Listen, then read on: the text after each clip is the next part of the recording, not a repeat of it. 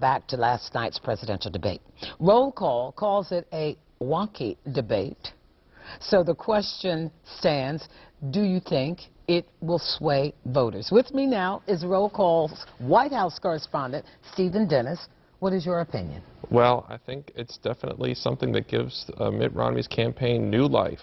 You know, coming into this debate, his campaign was really reeling from several disastrous weeks. This 47% video. If you look at the polling, people thought that, especially in these swing states like Ohio, that he was out for the rich, that he was, you know, these attacks that the president has been putting on the air nonstop in these swing states, that he's going to raise taxes on the middle class and give to the wealthy, had been hitting and had been hurting him badly combined with that video. So he came out punching, and he came out trying to puncture that caricature, running to the middle on a lot of issues, and on taxes, really trying to hammer home this idea that he's not going to cut taxes for the rich, that he's going to cut taxes for the middle class. And the problem for him is still that he hasn't yet shown how he can pay for it. And the president tried to sort of puncture that a little bit, but I think the president just appeared you know, tired and looked down a lot and didn't seem to be delivering his punches with the fervor that Mitt Romney has. Were you surprised by the president's performance? I think a lot of people were surprised. I think a lot of his supporters were surprised.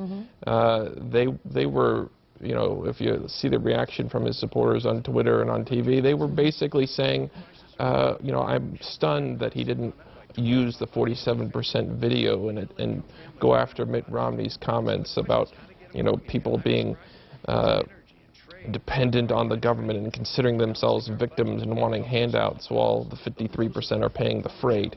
You know, it was kind of odd that he didn't mention that.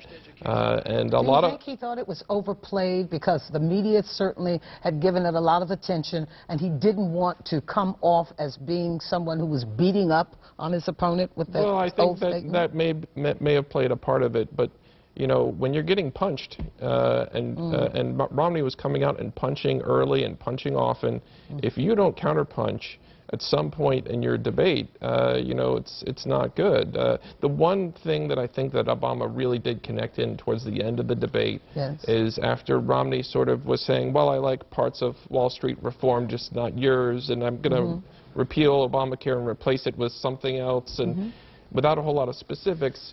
And on the tax plan, Obama said, look, this is, you know, time and time again, here's Mitt Romney saying he's going to do all these things, and he won't tell you what his secret plans are. If they're, you know, why is he keeping them a secret? Is it because they're so good for the middle class? You know, if they were really great tax plans that weren't going to hit the middle class, he could say how it wasn't going to hurt the middle class. He could say how he's really going to regulate Wall Street. He could say how he's going to deal with pre-existing conditions. And some of these things, you know, you're seeing fact checkers today, and you're going to see the Obama campaign hammering home things like the pre-existing condition issue, where Romney really doesn't have a solution at this point to dealing with people who've not had health insurance for a few years, have had a cancer or something in their past, and are uninsurable today. You know, the overall Romney campaign is saying, well, you know, we'll figure out a way for the states to deal with that issue. Well, you know, that's not necessarily a solution today for, you know, millions of people who have very serious health problems. So that's going to be something that Obama didn't really attack yesterday. I think you're going to see a much more vigorous Obama in the future debates. His people are, you know, today, his people, Michelle Obama, everybody else are going to be telling him and getting in his face that he's got to be more aggressive in that next debate. And I think if he, you know, watches it, he'll realize, you know, he can't be looking down at the podium, and he's got to be much more aggressive. All right. Stephen, thank you so much for being here. We'll be looking. We'll have you to come back and give us your analysis again. We're going to take a break, and when we come back, Howard has the forecast.